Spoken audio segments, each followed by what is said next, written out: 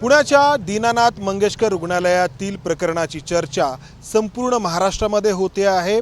प्रत्येक जण आपल्याला मिळालेल्या माहितीवरून निष्कर्षाप्रत पोहोचण्याचा प्रयत्न करतो आहे आणि त्यानंतर मतं व्यक्त होत आहेत, आपापसात बोलताना होत आहेत, सोशल मीडियावरती व्यक्त होत आहेत लोक, अशा मुख्य प्रवाहातल्या माध्यमांसमोर देखील व्यक्त होत आहेत आणि दोन्ही बाजूंनी आपापलं म्हणणं मांडण्याचा प्रयत्न होतोय। यामध्ये एक मुद्दा चर्चेत आहे, तो म्हणजे पतित पावन संघटनेकडून करण्यात आलेल्या आंदोलनाचा। आता हे रुग्णालय आहे दीनानाथ मंगेशकर यांच्या नावाने, मात्र गेल्या काही वर्षांपासून जे व्यवस्थापन आहे ते डॉक्टर केळकर यांच्या नेतृत्वाखाली काम करत आहे। एका अर्थाने त्यांच्याकडे हे हॉस्पिटल चालवणं सोपवण्यात आलं आहे। मग हा सगळा प्रकार घडल्यानंतर ज्या लता मंगेशकर यांच्या पाटीला किंवा फलकाला काळं फासण्यात आलं ते कितपत योग्य आहे असा प्रश्न विचारला जातो।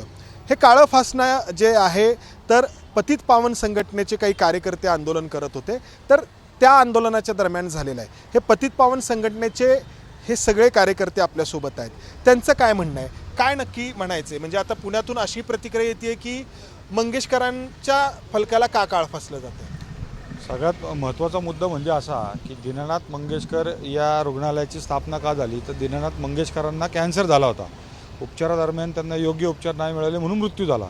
याच अनुषंगाने मंगेशकर कुटुंबियांनी सरकारची पूर्णपणे अनुदान घेऊन लोकांच्या जीवाशी खेळ नको आणि त्यांना योग्य उपचार मिळावे म्हणून या रुग्णालयाची स्थापना झाली। परंतु काल ही जो प्रकार आपल्या पुण्यात घडला, हा प्रकार पुणे शहराच्या प्रतिमेला काळेबाम असणार आहे। जर तुम्ही समाजाच्या सेवेसाठी सरकारकडून जर अनुदान घेताय आणि त्या अनुदानाखाली जर तुम्ही लोकांची पैशाची मागणी करून त्यांना सेवेपासून, त्यांच्या उपचारापासून त्यांचा वंचित ठेवताय, तर हा 100% म्हणजे योग्यच नाही। हे संपूर्ण सामाजिक काम करणाऱ्या सर्व या व्यवस्थापनेवर ही काळिमा भासणारी गोष्ट आहे।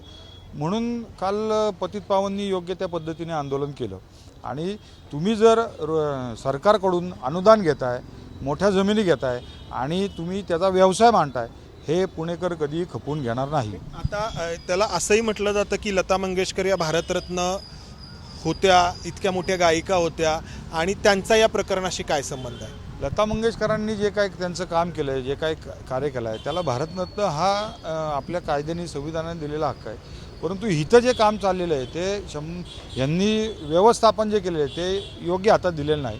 मंगेशकर कुटुंबियांनी ह्याच्यामध्ये स्वतः लक्ष घालून इथं रुग्णांची खरंच सेवा होती आहे का, रुग्णांना इथं डिवसलं जातं आहे, त्यांना त्यांच्याकडून पैसे लाटले जात आहेत, हे पण एक त्यांच्यावर लक्ष ठेवणं गरजेचं आहे। तुम्ही तुमच्या नावावर घेताय आणि ते चालवायला देताय म्हणजे तुम्ही एक प्रकारची रॉयल्टीज घेताय आणि ही रॉयल्टी तुम्ही घेणं योग्य आहे का, हा एक प्रश्न पुणेकरांच्या। मंगेशकर कुटुंबीय जर त्यांच्या नावाने रुग्णालय चालवत आहे आणि त्यांच्या नावाकडे पाहून जर रुग्ण तिथं जात आहेत, एका अर्थाने त्या नावावरती जो काही विश्वास आहे म्हणा किंवा नावाचं एक प्रकारे जे ब्रँडिंग झालं आहे आणि व्यवस्थापन दुसरं आहे, तर त्यामुळं जबाबदारी पूर्ण।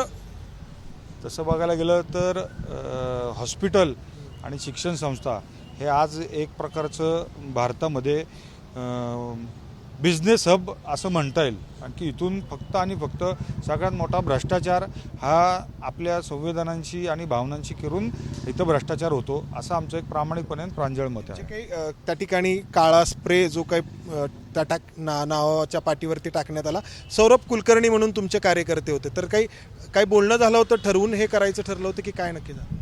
पतित पावनची स्टाईल आणि पतित पावनची पद्धत ही वेगळीच आहे। आत्ताच्या पद्धतीने आम्ही एक साखळी आंदोलन करणारी ही प्राथमिकता होती। याच्या पुढची आंदोलनं ही खरंच पुणे शहराच्या याच्यासाठी शोभनीय असतील। आज आमचे मातंग समाजाचे पण काही बंधू आहेत, त्यांच्या पण काही मागण्या आहेत, त्याच्यावर पण आपण। काय मागण्या आहेत? आमच्या मागण्या अशा आहेत की आम्ही परिमंडळ DCP साहेब संभाजी कदम साहेब यांना निवेदन दिलेलं आहे की याच्यामध्ये संबंधित जे डॉक्टर कर्मचारी असतील यांच्यावरती ॲट्रॉसिटी आणि विविध दुसऱ्या कलमाअंतर्गत गुन्हा दाखल व्हावेत असे आम्ही त्यांना निवेदन दिलेलं आहे। आणि सोमवारी त्यांच्या DCP वारजे क्षेत्रीय कार्यालयाच्या हद्दीमध्ये आम्ही सोमवारच्या दिवशी आंदोलन करणार आहोत, असे पण आम्ही त्यांना पत्रव्यवहार केलेले आहेत हो समाजाच्या वतीने। तर या सगळ्या आंदोलकांची भूमिका आपण यातून जाणून घेण्याचा प्रयत्न केला. अर्थात या प्रकरणानंतर लोकांच्या भावनांचा आवेग आपल्याला पाहायला मिळतो आहे. दोन्ही बाजूंकडून आपापली मतं मांडण्याचा प्रयत्न होतो आहे. अर्थात ही मतं मांडताना भावनातिरेकापेक्षा नक्की घडलंय काय याची माहिती लोकांनी घेणं आवश्यक आहे. कॅमेरामन अमोल गवाळेसह मंदार गोंजारी, एबीपी माझा, पुणे. एबीपी माझा, उघडा डोळे बघा नीट.